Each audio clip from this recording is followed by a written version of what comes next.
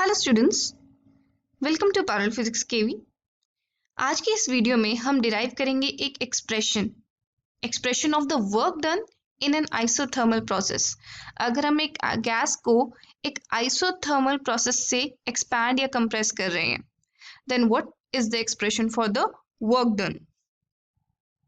मेरे पास एक गैस है जिसका इनिशियल प्रेशर है पी आई, इनिशियल वॉल्यूम है वी आई, और इसको मैंने एक सरफेस के साथ कांटेक्ट में रखा हुआ है। ये एक रिजर्वॉयर है जिसका टेम्परेचर है T।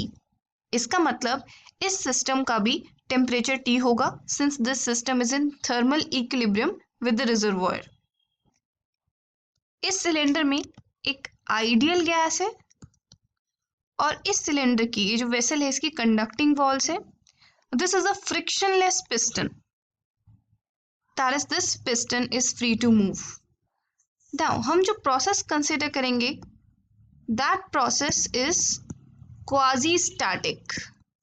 क्वाजी स्टैटिक का मतलब ये एक रिवर्सिबल प्रोसेस होगी।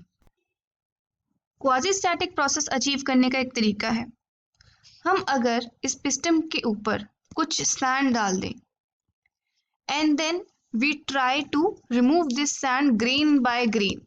अगर हम एक एक पार्टिकल सैंड का रिमूव कर रहे हैं then this piston is going to come up, ये ऊपर जाएगा, पिस्टन गैस एक्सपैंड होगी and this process is going to be extremely slow. ये बहुत धीरे धीरे होगी such that at every time interval हमारी जो गैस है वो एक इक्विलिब्रियम में ही होगी, there is no turbulence inside the gas. जब हम प्रोसेस इस तरीके से कंडक्ट करते हैं तो वो एक रिवर्सिबल प्रोसेस होती है and in that reversible process हर एक पोजीशन में हमारा सिस्टम इक्विलिब्रियम में होता है and such a process is known as quasi static process. तो हम क्वाजी स्टैटिकली इस गैस का वॉल्यूम चेंज करेंगे। लेट अस सपोज हम इसको एक्सपैंड कर रहे हैं। Initial volume was V I and the final volume is V F. Initial pressure अगर पी आई था तो फाइनल प्रेशर क्या होगा, पी एफ होगा।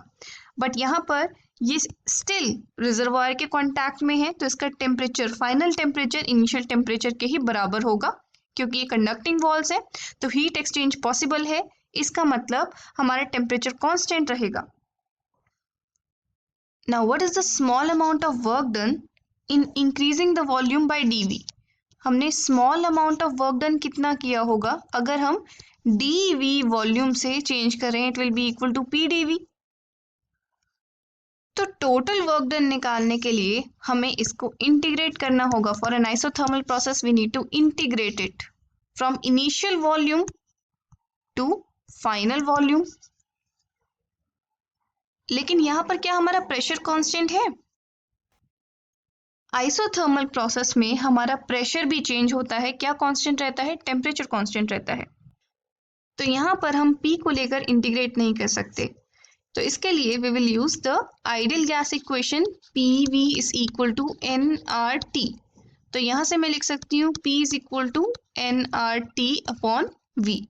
सो I can substitute it, I will get nRT upon V into dV from, और यहाँ पर limits क्या होंगी, VI टू VF।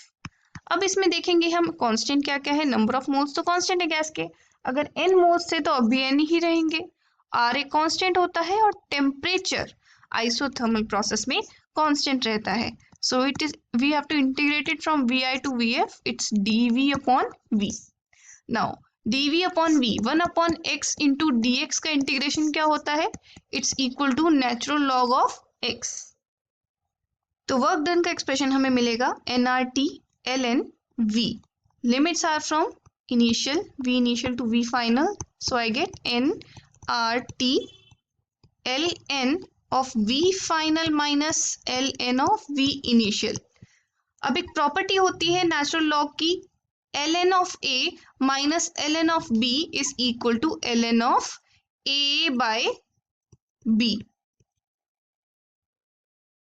तो हमें वर्क डन का कुछ ऐसा एक्सप्रेशन मिलेगा। और अगर हमें नेचुरल लॉग को log के बेस 10 में कन्वर्ट करना है, then we have to multiply it with 2.303. तो इसका मतलब work done in natural log will be given by 2.303 nRT log with base 10 VF upon VI. This is the expression for the work done in an isothermal process.